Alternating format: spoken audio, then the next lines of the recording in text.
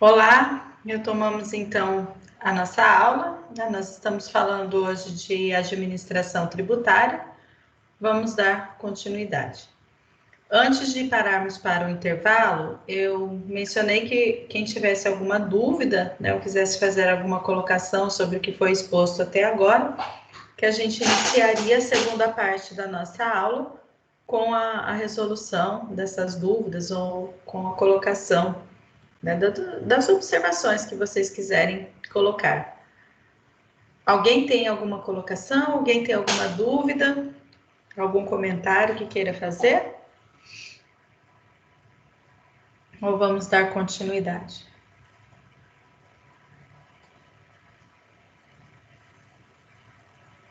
Bom, eu vou novamente compartilhar aqui com vocês. Nós já estamos gravando, tá? Iniciei agora a gravação novamente da aula. E vou compartilhar com vocês aquele arquivo de PowerPoint que nós estávamos utilizando. Então, nós falamos de dívida ativa, falamos do conceito de dívida ativa, dos requisitos necessários para o termo de inscrição da dívida ativa e as consequências que a omissão de um desses requisitos acarreta para o crédito tributário. E aí nós paramos, né, encerramos a primeira parte da nossa aula, lendo o artigo 204 do CTN e fazendo os comentários. O artigo 204 diz que a dívida inscrita goza de presunção, né? Faltou alguma palavra aqui no meu slide. Então, a dívida inscrita goza de presunção de certeza e liquidez, competindo ao devedor produzir prova em contrário. Então, o que nós mencionamos, que existe uma presunção, mas que essa presunção é relativa. Próximo assunto que nós vamos conversar, nós estamos falando de administração tributária. Dentro da administração tributária, nós falamos de fiscalização, falamos de inscrição na dívida ativa e agora nós vamos falar de certidão negativa. Certidão negativa. O artigo 205 do CTN diz que a prova da quitação dos tributos fala, né, da prova da quitação dos tributos por certidão de dívida ativa. E diz que as pessoas têm direito, né, a produzir prova de que não devem tributos, de que quitaram os tributos mediante certidão. Depois eu destaquei aqui o artigo 5º, o inciso 34 do artigo 5º da Constituição, que assegura ao cidadão o direito de certidão em repartições públicas. E aí tem o entendimento de que, independentemente de cobrança, as certidões devem ser fornecidas gratuitamente para o cidadão, que tem direito a ter conhecimento sobre as informações que o fisco tem a seu respeito. Tá? Então, tem essa possibilidade de requerer a certidão e que ela seja fornecida gratuitamente. O artigo 206 fala da certidão de regularidade fiscal ou certidão positiva com efeitos de negativa. É aquela certidão que atesta que o contribuinte deve, que há uma dívida, né, desse contribuinte para com o fisco, mas que essa dívida ela está regular, que o contribuinte já regularizou, já fez um acordo, né, já se explicou junto ao fisco. Então, essa certidão, ela é emitida, de acordo com o artigo 206, em 3 situações. Em casos de créditos ainda não vencidos, são situações em que o contribuinte deve, mas ainda tem prazo para pagar. Por exemplo, o meu IPVA foi lançado em fevereiro de 2020. Mas a lei estabelece que eu tenho um prazo até junho de 2020 para pagar o IPVA. Então, se hoje eu precisar de uma certidão estadual, né, de uma certidão negativa de débitos estaduais, hoje eu não tenho a possibilidade de conseguir essa certidão, porque eu devo realmente o IPVA. Mas como eu estou dentro do prazo, como eu ainda tenho prazo para pagar, o Estado é obrigado a me fornecer uma certidão positiva com efeitos de negativo, ou uma certidão de regularidade fiscal, que diz que eu devo sim, mas porque o Estado me deu um prazo para pagar. Eu não estou irregular, eu estou dentro do prazo de pagamento. A certidão de regularidade fiscal, ela também é expedida em casos de cursos, em curso de ação de cobrança com penhora ou cuja exigibilidade esteja suspensa. São casos, né, nessa situação da penhora, são casos em que o contribuinte deve, mas existe um bem garantindo essa dívida. Quer dizer que o fisco não vai perder. Se o contribuinte ganhar ação em que ele está discutindo o crédito tributário, o crédito será extinto. Ele ganhou a ação, o crédito será extinto. Se ele vier a perder essa ação, ele já deu um bem, ele já deixou um bem em garantia com o fisco para quitar essa dívida. Então, de qualquer forma, o fisco não vai perder. E se o fisco não vai perder, não há por que penalizar o contribuinte dizendo que ele está irregular. Então, nessa situação em que existe uma execução fiscal e que o contribuinte deu um bem para garantir a dívida, né, ofereceu um bem para garantir a dívida, ele pode ter direito à suspensão do crédito tributário e, com isso, a possibilidade da emissão de uma certidão positiva com efeitos de negativo. E a última hipótese aqui prevista no artigo 206 é a de créditos com exigibilidade suspensa.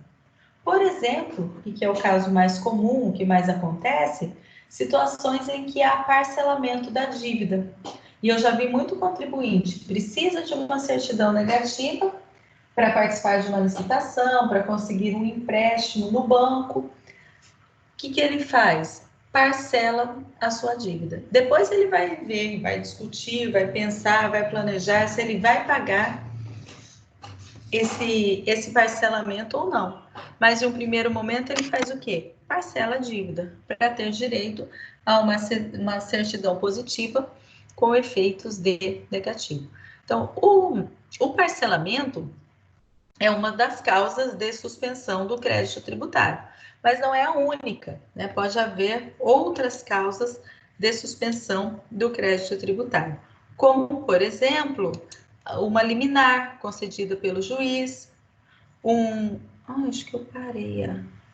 Não.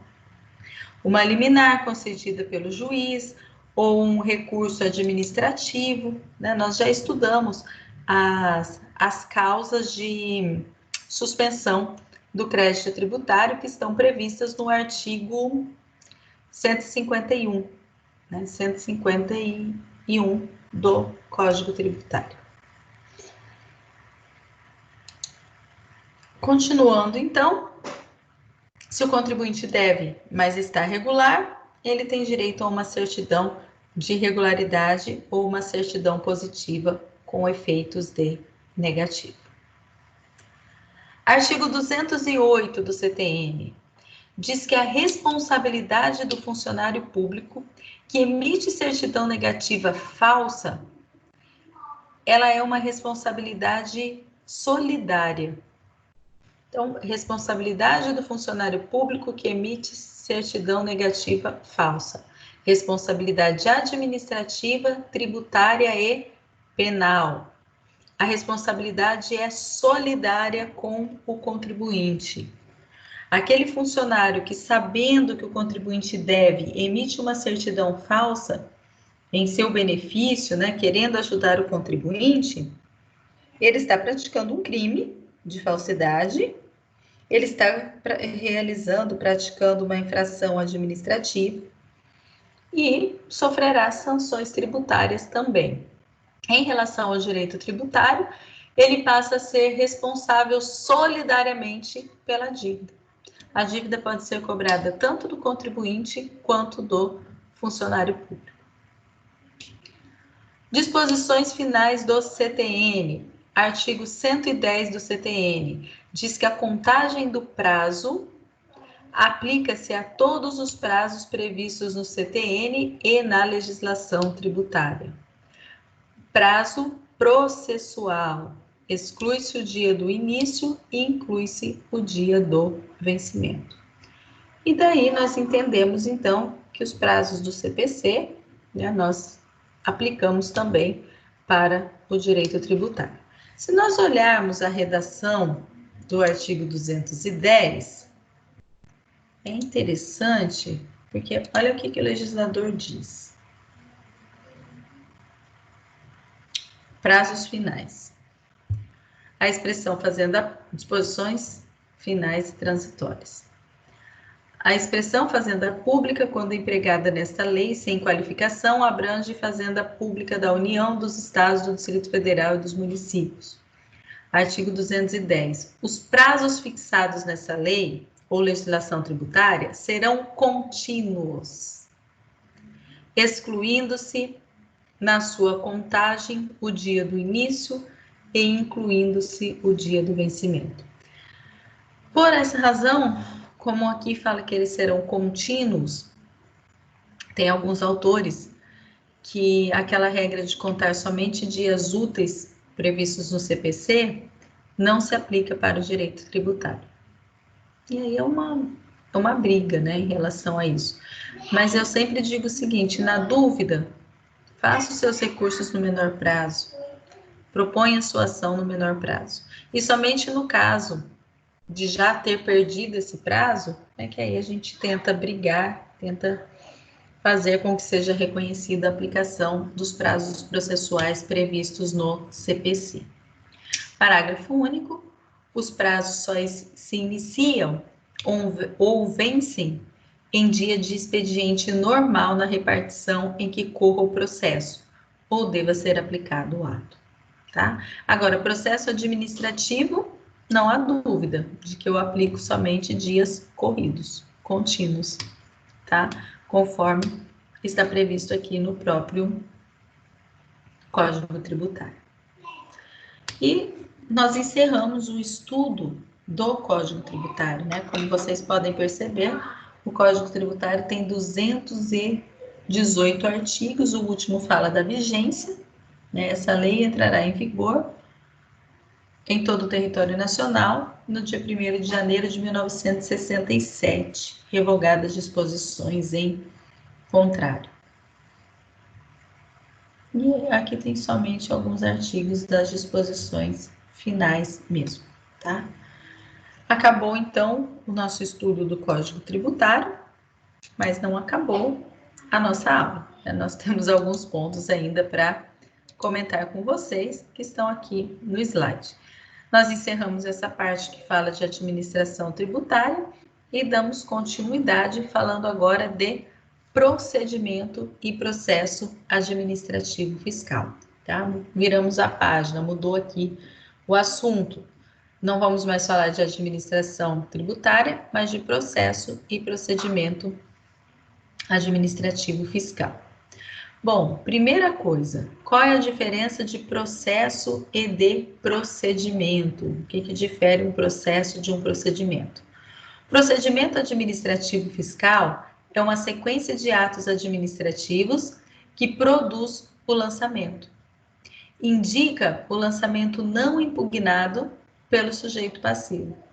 Exaure-se com o pagamento do montante do tributo, ou seja, procedimento é sequência de atos,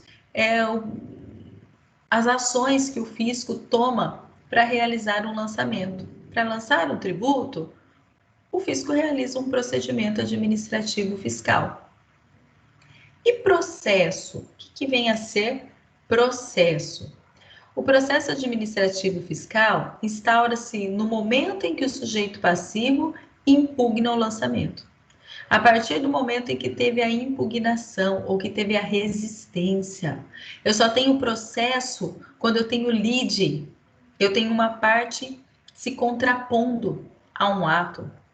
Então, o fisco fez o lançamento, procedimento administrativo. A partir do momento que o contribuinte fez uma impugnação, ou que o contribuinte fez um recurso, né, contra esse lançamento, nasce o processo administrativo. Por essa razão, o artigo 14 do Decreto 70.235, de 72, diz que a impugnação... Tem uma tela aberta aqui na frente. A impugnação da exigência instaura a fase litigiosa do procedimento. Então, processo é a fase litigiosa do procedimento. A partir do momento em que eu tenho recurso, a partir do momento em que eu tenho impugnação, eu tenho processo administrativo. E aqui eu mencionei o decreto 70.235, nós vamos falar bastante, né, desse decreto, que é o decreto que trata de procedimento, processo e procedimento administrativo tributário.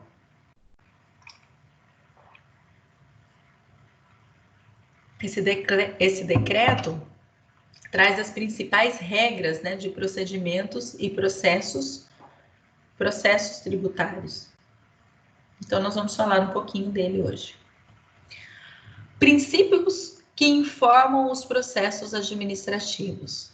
Artigo 5º, inciso 55 da Constituição, estabelece que aos litigantes em processo judicial ou administrativo e aos acusados em geral são assegurados o contraditório e a ampla defesa, com os meios de recursos a ela inerentes.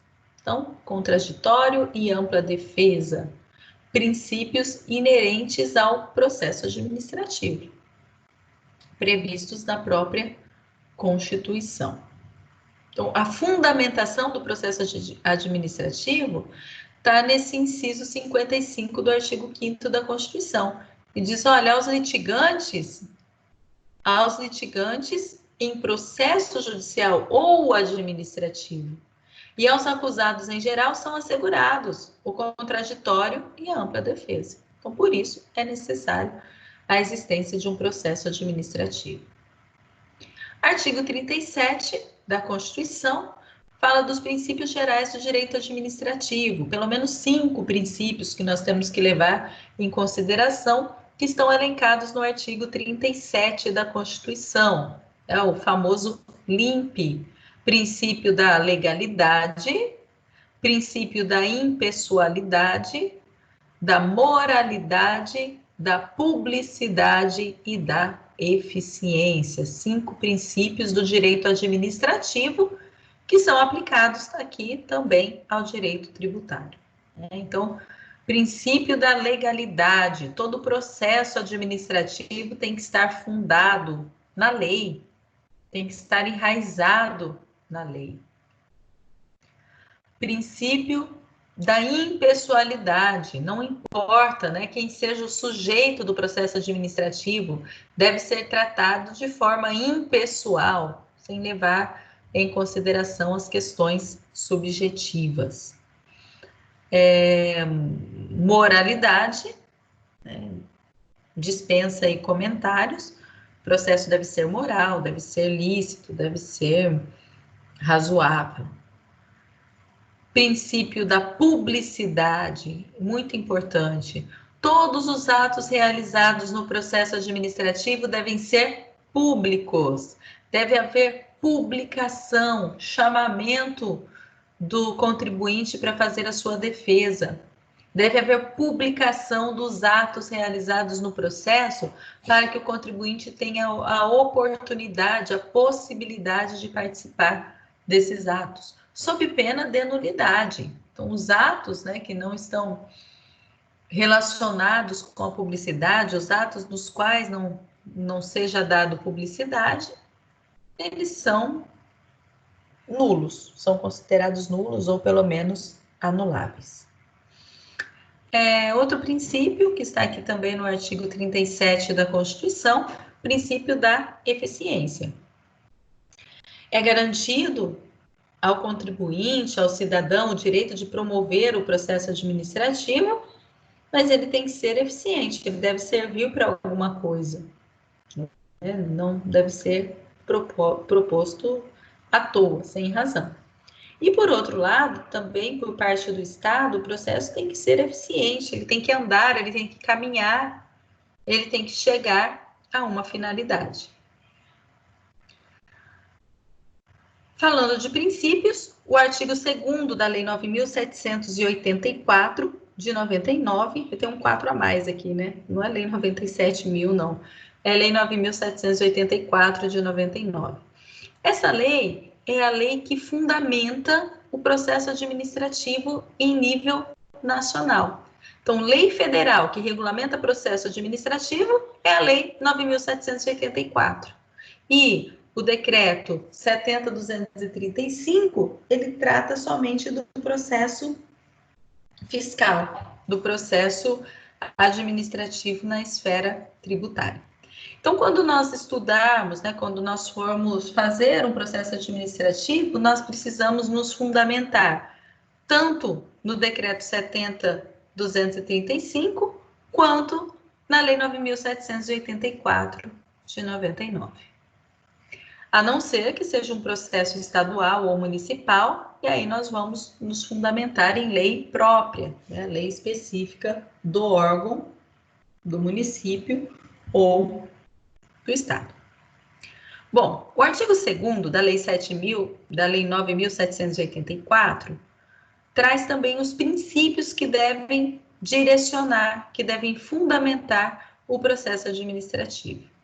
E fala em princípio da legalidade, princípio da moralidade, princípio da finalidade, da ampla defesa, da motivação, do contraditório, da razoabilidade, segurança pública, interesse público, proporcionalidade e eficiência. Olha quanta coisa, né?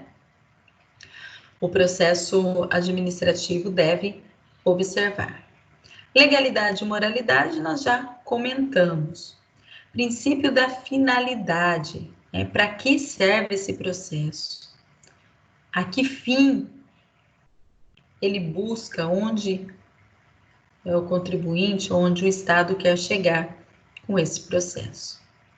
Ampla defesa, relacionado aí com a publicidade, a todos os atos deve ser dado publicidade, a fim de que o contribuinte possa exercitar a sua ampla defesa, possa vir se defender de todos os atos a ele imputados.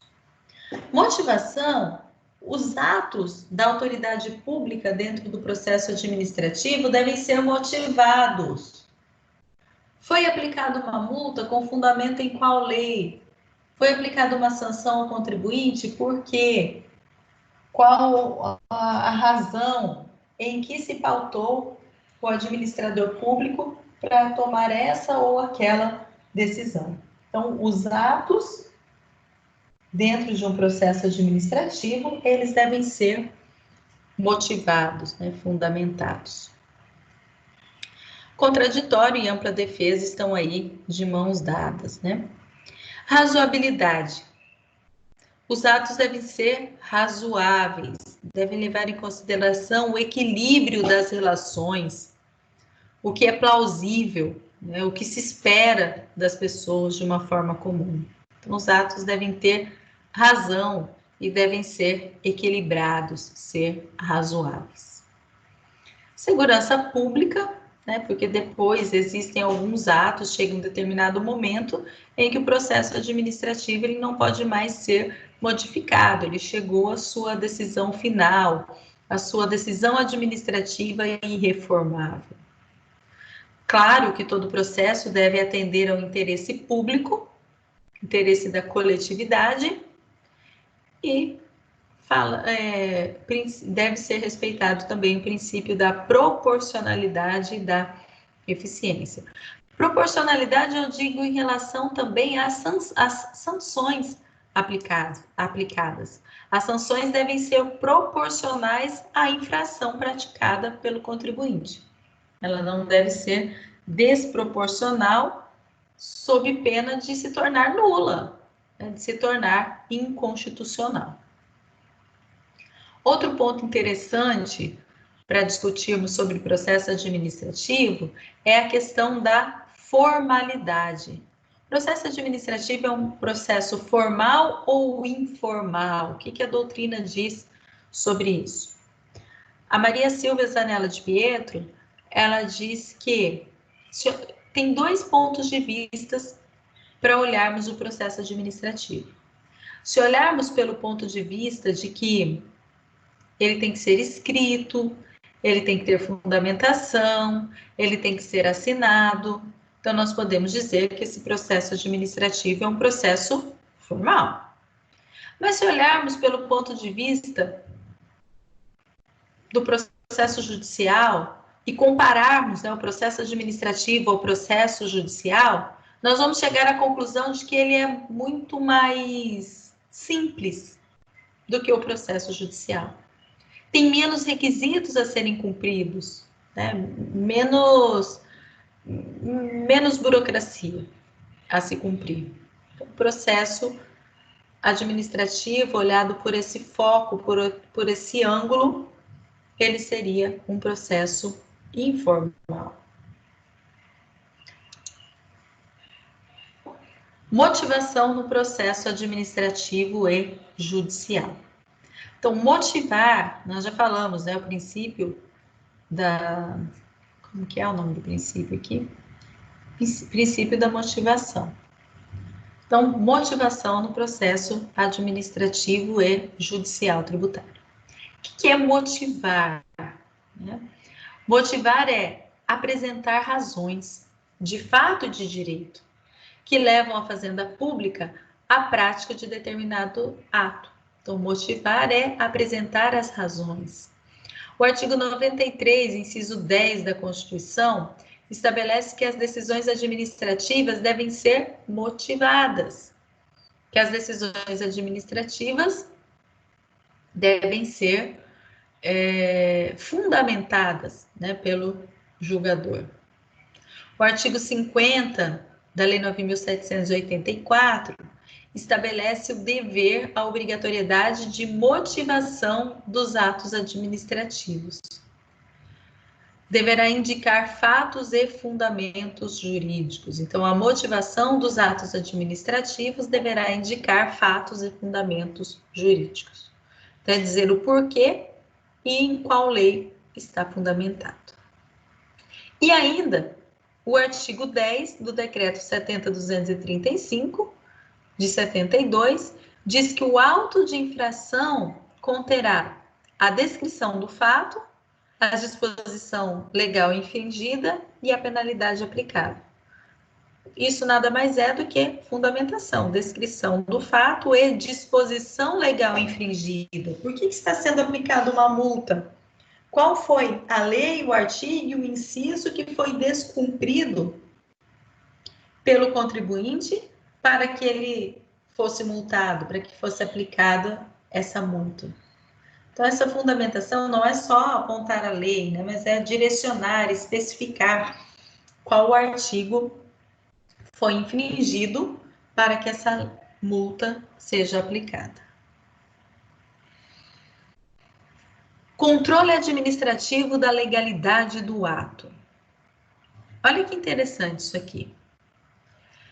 Em face dos princípios constantes no artigo 37 da Constituição, o servidor público competente, antes de proceder à inscrição do débito ou antes de propor a ação de execução fiscal, prevista na Lei 6.830, deve efetuar o controle administrativo da legalidade do ato, examinando e considerando a verdade dos fatos e o direito, mesmo que favoreça o sujeito passivo. Então, antes de fazer a inscrição na dívida ativa, antes de executar o contribuinte, o procurador, a procuradoria, os funcionários lá da procuradoria, do município, do estado, da União, devem checar se aquela cobrança é legal. Devem checar se realmente existe aquela dívida, para não cometer injustiças. Controlar a legalidade do ato é ver se aquela cobrança daquela dívida se ela é legal, se ela tem fundamento legal, ou se ela se ela não tem embasamento, se ela não tem propósito, porque senão o contribuinte pode ser prejudicado. Eu fiz a defesa de um contribuinte, acabei fazendo na esfera administrativa. Uma pessoa que pagou o IPTU, ele ficou devendo, tá? Não pagou o IPTU no prazo. Aí teve uma renegociação na prefeitura, ele foi lá, fez a negociação e pagou o parcelamento. Após ter pago, sofreu execução fiscal. Por quê? Porque o município esqueceu de encaminhar para a procuradoria a informação de que aquele débito já estava quitado. E aí, um mês depois, ou menos de um mês, alguns dias depois, a quitação total do débito foi proposta à execução fiscal. Faltou o quê? Fazer o controle administrativo da legalidade do ato. Ver que o tributo já estava pago. Então, os procuradores devem se negar a inscrever, por exemplo, um crédito tributário prescrito. E eu fiz um destaque para essa afirmação porque isso acontece na prática. O procurador sabe, o município, o estado sabe que já ocorreu a prescrição do crédito tributário e faz inscrição na dívida ativa. Isso é ilegal, isso não pode ser realizado. Mas a gente sabe que existe. Então, controle da legalidade do ato. Se ocorreu a prescrição, não pode haver inscrição do débito na dívida ativa. Ampla defesa e devido processo legal. Impugnado o lançamento, instaura-se o processo administrativo fiscal. Fundamento, artigo 5º, inciso 55 da Constituição. 54, perdão. Artigo 54 da Constituição. Inciso 54. Ninguém será privado da liberdade ou de seus bens sem o devido processo legal. Então, sem fazer a minha defesa, sem o devido processo legal, eu não posso ser privado dos meus bens. Isso quer dizer que o fisco não pode tomar os meus bens, não pode penhorar os meus bens sem o devido processo legal. Depois de provado, né, que eu devo, que o fisco tem razão, então poderia haver esse confisco, ou penhora, ou venda judicial de um bem para quitar a dívida. Mas sem o devido processo legal, isso não é possível. E quando nós falamos em devido processo legal, nós falamos em contraditório e ampla defesa. Em respeito ao contraditório, em respeito à ampla defesa. Depois eu fiz aqui um apontamento que eu acho interessante. Viabilidade do contraditório em face de publicação no Diário Oficial. É possível ter um bom contraditório, exercer o direito ao contraditório, se as publicações forem feitas em Diário Oficial? Aí tem uma decisão do Pleno do STF, antiga, né, uma decisão onde eu não coloquei aqui a data, mas enquanto o Sepúlveda pertence, ainda era ministro do STJ, do STF. Por que eu não coloquei o ano, hein? Se eu não me engano, essa decisão ela é de 2095, não sei se é 95 ou 2005 agora. Eu vou procurar, depois eu coloco para vocês a data. Bom, então o ministro do Sepúlveda pertence, relator do processo 157.905/6, de procedência do Estado de São Paulo, diz o seguinte no julgado: o Diário Oficial não é leitura que se presume de quem não esteja concretamente obrigado a ela. Então, quem que lê Diário Oficial? Ninguém, gente. Ninguém lê Diário Oficial. Mesmo nós, advogados, que estamos obrigados a realizar a leitura, a gente paga alguém para ler para a gente. Porque não dá. Se eu for ler Diário Oficial todo dia, procurando se tem lá alguma publicação no meu nome, eu não faço outra coisa na vida a não ser ler diário oficial. Ainda mais eu que leio devagar, eu vou começar o dia e terminar o dia lendo diário. É perigoso eu não acabar de ler o diário oficial até o final do dia ainda, dependendo da quantidade de publicações. Então, não dá para fazer uma publicação no diário oficial e esperar que o contribuinte vá fazer a leitura. Então, isso é notificação fictícia, né? Por isso, em algumas situações, quando o fisco não tenta primeiro notificar o contribuinte por outras vias para depois buscar o diário oficial, pode ser considerada nula a notificação, tá? E aberto novo prazo de defesa para o contribuinte. Jurisprudência do STF diz que a ampla defesa se exerce em conformidade com a lei. E a lei deve atender aos princípios da razoabilidade e proporcionalidade, sob pena de ser considerada inconstitucional. Autolançamento é igual a confissão e dispensa o processo administrativo. Depósito para recurso administrativo. Pode ser exigido um pagamento de custas, um depósito para a propositura, para como fins de admissibilidade, com o efeito de admissibilidade no processo administrativo. O artigo 82 da lei 32, perdão. O artigo 32 da Lei 10.522 de 2002 previa uma obrigatoriedade do contribuinte depositar uma garantia de 30% do valor da condenação para poder recorrer em segunda instância.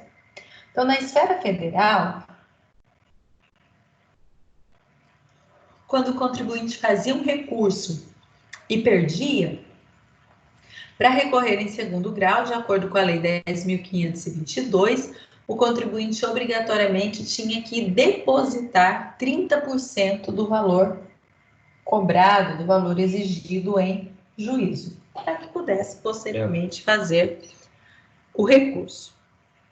Aí teve uma ADIM, ação direta de inconstitucionalidade, a de 1976, de procedência do Distrito Federal, na qual o Pleno do STF, em 28 de 7 de 2007, 28 de 3 de 2007, declarou inconstitucional o artigo 32 da Lei 10.522, por representar obstáculo ao exercício de petição, previsto no artigo 34, Todo mundo tem direito, ninguém vai ser privado de seus bens ou de sua liberdade sem o devido processo legal. E também apresentando obstáculo ao princípio do contraditório previsto no artigo 5º, inciso 55 da Constituição. Segundo o STF, essa exigência representa uma supressão ao direito de recorrer, que viola o princípio da proporcionalidade. Então, faz com que determinados contribuintes não tenham a possibilidade de recorrer. Por quê? Porque não tem o dinheiro suficiente para fazer o depósito, não tem o dinheiro suficiente para arcar com esse custo, com esse depósito de 30%. Imagina essa situação que eu dei exemplo para vocês, da minha cliente lá que tem uma cobrança de 27 milhões. Como que ela vai depositar 30% de 27 milhões para poder recorrer? Se fosse 30%, daria, se fosse 10%, 2 milhões e 700. 5 e 400, 20%. 5, 7, 400, 8 milhões e 100 mil. seria, né, os 30%. Então, ela teria que depositar 8 milhões para fazer um recurso? De onde que ela ia tirar esse dinheiro? E aí vive-se a seguinte situação: quem é rico recorre, quem é pobre fica sem a possibilidade de recorrer. Então, a supressão, né, do princípio da proporcionalidade viola, né, o princípio da proporcionalidade, a supressão ao direito de recorrer e também viola o princípio da igualdade. Né? O princípio da igualdade do ponto de vista de que o rico recorre e o pobre não.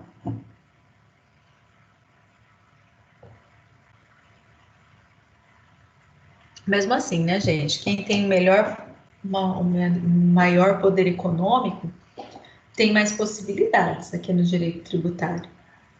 Tem maior possibilidade de parcelar, de suspender o crédito tributário, de contratar bons advogados, ou de esperar para poder efetivar os seus direitos. Então, acaba que o poder econômico aqui ele é fundamental no exercício dos direitos do contribuinte.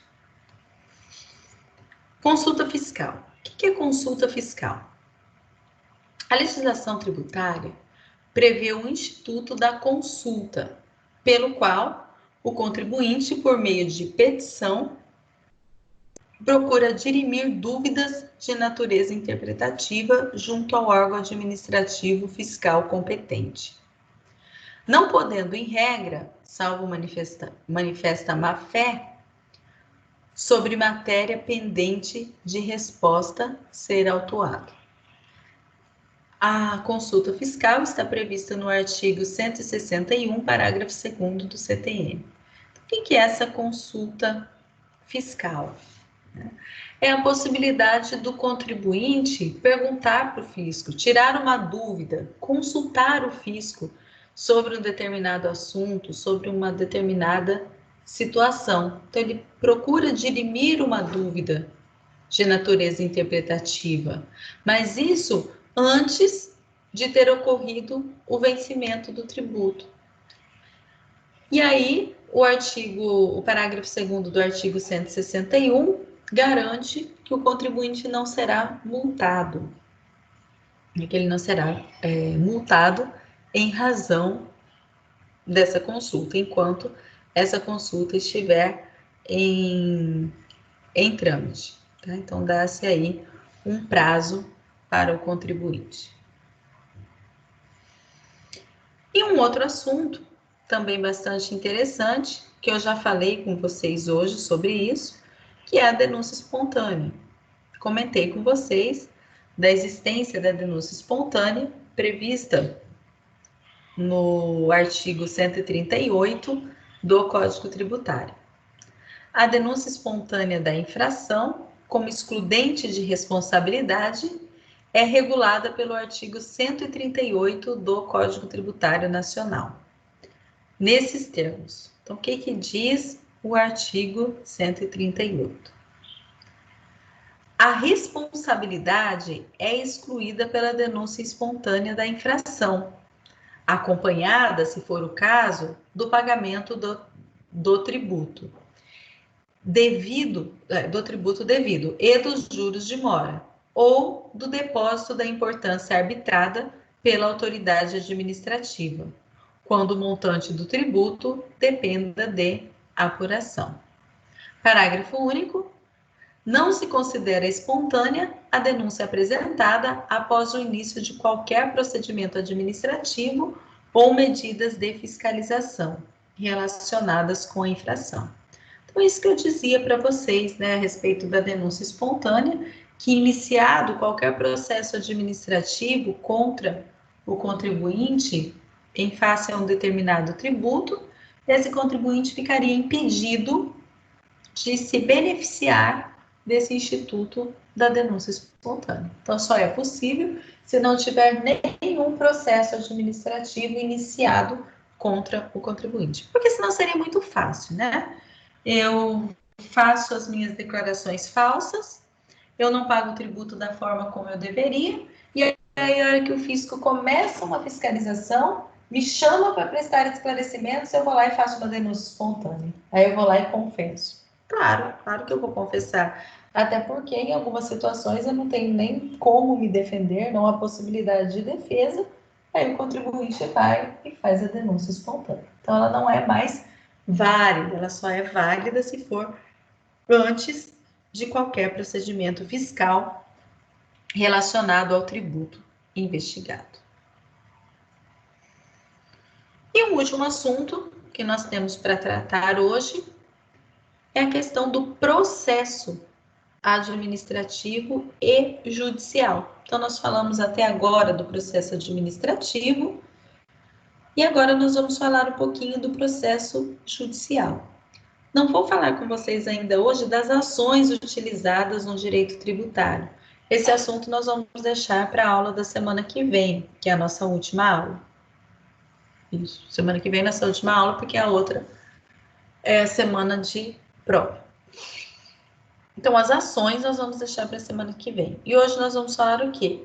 Vamos falar do quê? Do processo judicial de uma forma geral. Então, primeiro ponto. Impossibilidade de concomitância do processo administrativo e do judicial. Se eu já tenho um processo administrativo, eu posso entrar com um processo judicial sobre o mesmo assunto? O que vocês acham? Eu preciso fazer o processo administrativo primeiro e só se o meu pedido for indeferido, eu posso entrar com o judicial? E daí?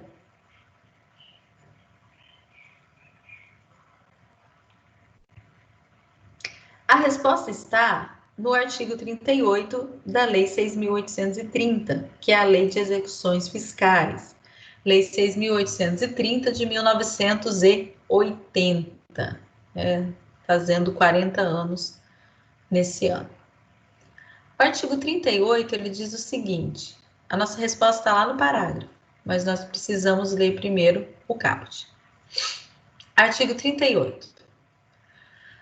A discussão judicial da dívida ativa da fazenda pública só é admissível em execução na forma desta lei, salvo as hipóteses de mandado de segurança, ação de repetição do indébito ou ação anulatória do ato declarativo da dívida. Esta, precedida do depósito preparatório do valor do débito monetariamente corrigido e acrescido de juros e multa de mora e demais encargos, certo? Então, o artigo 38 está dizendo que para discutir crédito fiscal, eu vou usar ou da ação de execução fiscal, ou do mandado de segurança, ou ação de repetição de indébito, ou ação anulatória. Elenca 4 instrumentos jurídicos que podem ser utilizados para discutir o crédito tributário. E aí vem o parágrafo único do artigo 38 e diz assim: a propositura pelo contribuinte da ação prevista nesse artigo, então quer usar uma dessas ações aqui? Tudo bem. A propositura pelo contribuinte da ação prevista nesse artigo importa em renúncia ao poder de recorrer na esfera administrativa e desistência do recurso já interposto. Eu não consigo ler uma parte aqui. Aqui consegui. E desistência do recurso acaso interposto. Ou seja, não preciso entrar com recurso administrativo para ir à esfera judicial. Porque a propositura de uma ação judicial sobre um assunto importa em renúncia ao poder de recorrer na esfera administrativa. Se eu posso renunciar ao meu direito de recurso, é porque não é exigível que eu vá primeiro à esfera administrativa. E depois, Caso eu já tenha iniciado um recurso administrativo e acho que ele está demorando muito e que ele não vai surtir os efeitos que eu espero, eu posso desistir dele e ir para a esfera judicial discutir o mesmo assunto. E se eu não desistir previamente, a mera propositura da ação na esfera judicial já é considerada desistência do recurso, se ele já existia anteriormente. Por que isso, gente? Porque é uma impossibilidade de concomitância de um processo administrativo e um judicial para julgar o mesmo assunto. Eu posso escolher se eu quero discutir administrativamente ou judicialmente. E se eu perder administrativamente, eu posso ir para a esfera judicial. O que eu não posso é, ao mesmo tempo, utilizar os dois processos. Porque aí o processo administrativo ele fica inviável. Porque seja qual for a decisão do processo administrativo, a decisão judicial vai se sobrepor a ele. E vai se tornar inócuo. Por essa razão, o parágrafo único do artigo 38 da Lei 6.830 veda essa situação de concomitância e diz para o contribuinte: você pode escolher se quer processo administrativo ou judicial. Pode, inclusive, renunciar o direito ao processo administrativo. Pode usar os dois, primeiro o administrativo, depois o judicial. Só não pode promover os dois ao mesmo tempo.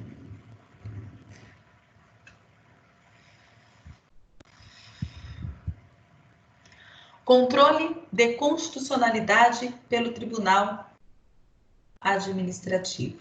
Isso é possível? O que é isso? Controle de constitucionalidade pelo Tribunal Administrativo é pedir, em um processo administrativo, que o recurso, que o órgão julgador declare a inconstitucionalidade de uma lei. E aí a maioria dos doutrinadores entendem que não é possível realizar um controle administrativo de constitucionalidade. Não é a administração pública que vai dizer se uma lei é constitucional ou não, se uma cobrança é inconstitucional. É só o judiciário que faz controle de constitucionalidade. Executivo não pode. Então, os tribunais administrativos também não podem fazer controle de constitucionalidade. Fundamentos, né? Por que não pode? Inexistência de norma legal ou constitucional atribuindo essa competência ao componente do Poder Executivo.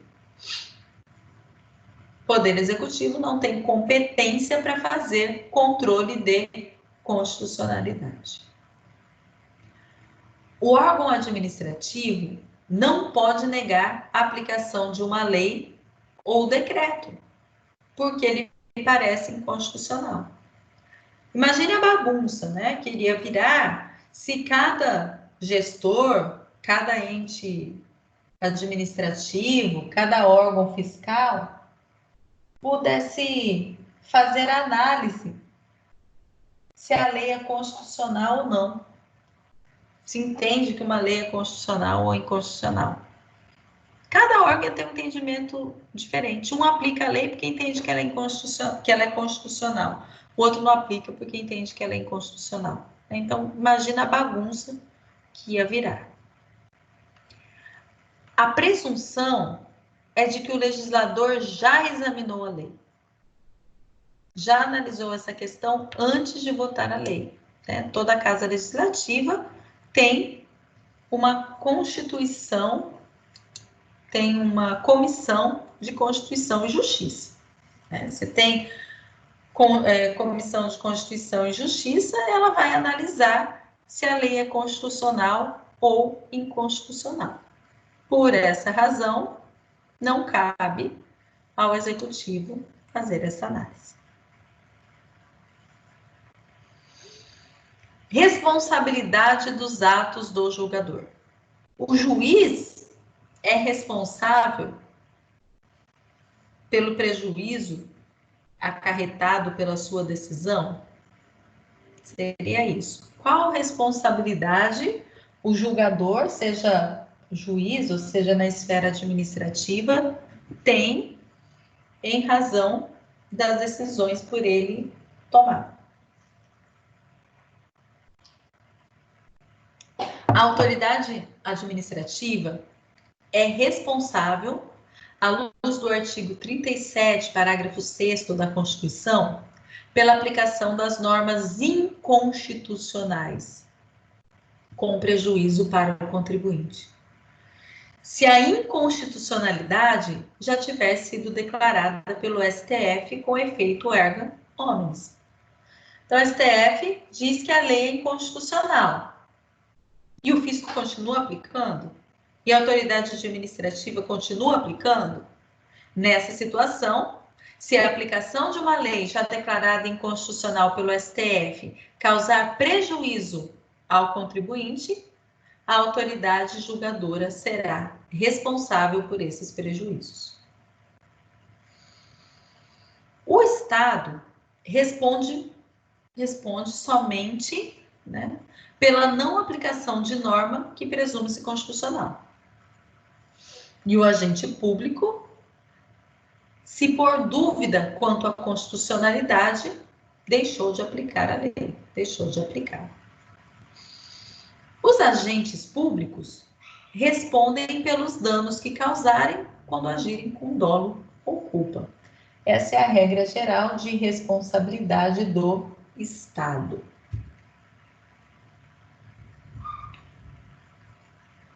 Coisa julgada administrativa.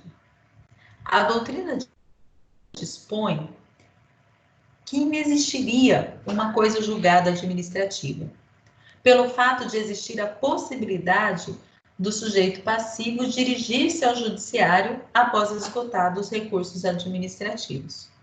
Porém, o que já foi decidido na esfera administrativa não pode ser reavido após o decurso de certo período de tempo, isso na própria esfera administrativa. Por isso, o artigo 42 do Decreto 70.235 fala de decisões definitivas na esfera administrativa. Ao invés do legislador utilizar a expressão coisa julgada administrativa, o Decreto 70.235 prefere a expressão decisões definitivas na esfera administrativa. São decisões que administrativamente não comportam mais recursos, mas que ainda podem ser revistas na esfera judicial. E aqui, com isso, né, com esse slide, nós encerramos a nossa explanação sobre processo administrativo e judicial tributário, né? Eu preparei esses slides pegando alguns pontos, né, que eu acho essencial para a gente conversar, para a gente falar sobre o processo administrativo e judicial tributário. Alguma colocação, pessoal? Tem algum ponto que vocês querem chamar a atenção? Não, por mim tá ok, professora. Certo. Na próxima semana, nós vamos discutir sobre as ações, tá? As ações que podem ser utilizadas no direito tributário. Ou, assim, se vocês preferirem, né, eu tenho 2 assuntos que a gente pode trabalhar aí, que são assuntos interessantes, né? Eu posso até deixar aí a critério para vocês escolherem. Um seriam as ações, que é o que eu estava pensando, mas agora me veio aqui uma outra ideia, que tem um assunto também bem interessante que a gente não trata normalmente em tributário 1, mas que poderíamos tratar, que é estudar os tributos em espécie. Então, pegar lá, nós estudamos os tributos, não, os impostos em espécie. Então, nós já estudamos impostos, né? O que é imposto, que lei que fundamenta, como que eu aplico, noções gerais de imposto. Mas nós não estudamos os impostos em espécie, cada um deles. Por exemplo, estudar o IPTU, qual é a base de cálculo, qual é a alíquota do IPTU. E aí a gente pode estudar até o nosso aqui especificamente, né? O que o município traz sobre o IPTU. E é um assunto também bem interessante, IPTU, ISS, inclusive, nas 2 últimas provas da OAB, foi cobrado algumas perguntas específicas sobre impostos. Uma pergunta específica sobre ISS, que falava de transportes, porque ISS é imposto sobre serviços, né? O serviço de transporte é um imposto que está elencado lá na lista anexa à Lei Complementar 116, que trata de regras gerais de ISS, sendo que os serviços de transporte realizados dentro do município estão sujeitos ao recolhimento do ISS. Mas serviços de transporte interestadual e intermunicipal estão sujeitos ao recolhimento do ICMS, que é um imposto estadual. O próprio nome, a própria Constituição, quando fala da competência do ICMS, descreve: compete ao Estado cobrar imposto sobre circulação de serviços, sobre circulação de mercadorias e serviços de transporte interestadual e intermunicipal. Se o transporte é realizado entre um município e outro, entre um estado e outro, incide o ICMS. E se o transporte é intramunicipal, realizado dentro do município, incide o ISS, ou ISSQN. E é exatamente essa questão que caiu na última prova da OAB. Inclusive, nas 2 últimas provas, caiu questões sobre ISS, tá? ISS e ICMS. Então, é um assunto bem interessante, é um assunto bem gostoso também de trabalhar, que é os impostos, né? E aí a gente pega a lei também de cada imposto e vai discutindo, né? É claro que numa aula a gente não vai conseguir ver tudo, né? Não vou conseguir cumprir com o estudo de todos os impostos. Mas não tem problema, porque também não é conteúdo para direito tributário 1, né? Mas como nós estamos aí dando sequência, né, no direito tributário 2, já eu terminei a matéria tributário 1, vamos começar de tributário 2, né, para não ter nenhum prejuízo.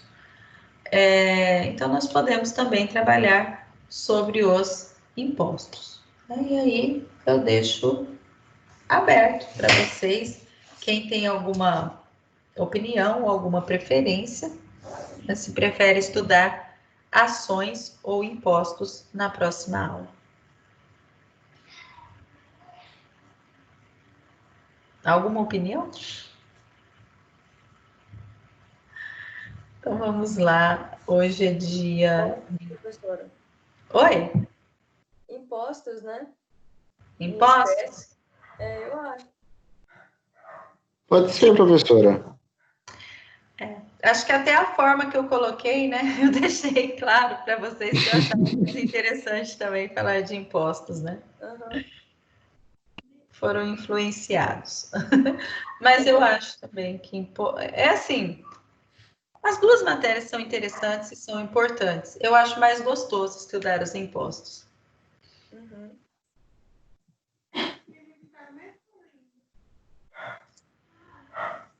Vou só anotar o nome de vocês, tá? Aí a gente encerra. Aleph? Aqui, professora. Obrigada. Vocês viram que dá para erguer a mão aqui, né? Aqui na barra de ferramenta tem uma mãozinha. Se você aperta aqui, olha lá. Olha lá, o Aleph ergueu a mão. Eu ergui a minha aqui também, já baixei. Eu achei legal essa mãozinha. Ah, tem alguém chegando aqui agora. Não, sumiu. Ah, não, é porque tá com a mão erguida. Aí aparece aqui. Ah, legal. Sheila, tá ali já também com a mãozinha erguida. Conseguiu agora, Sheila, o acesso?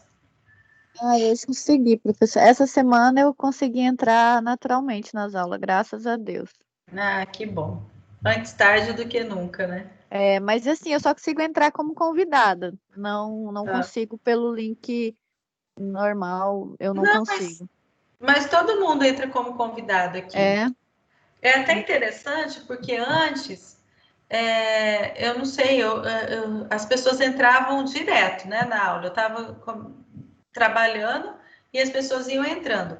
Agora, cada um que acessa, eu tenho que liberar ali, senão não é. Mas aí aparece um barulhinho, sabe? Faz um barulho para eu prestar atenção ali, que tem alguém querendo entrar. Mas aí as aulas que você perdeu, elas estão disponíveis, tá? Estão todas lá no portal. Você vai lá na aula, aí tem o link que aparece a gravação no YouTube. Ah, tá. Uhum. Então, Professora, aquela atividade que a senhora falou que era para a gente responder até dia 1º, aquela, né, unidade que eu falei como parcial, precisa mandar print para a senhora de quem já fez? Não, eu consigo. Você consegue ver lá, né? Eu consigo ver. Não Então precisa, tá. porque eu consigo. Eu tiro um relatório lá e aparece as pessoas que fizeram. Então tá, beleza. Fagner já falou comigo também. Oi. Né? Olá. Ellen.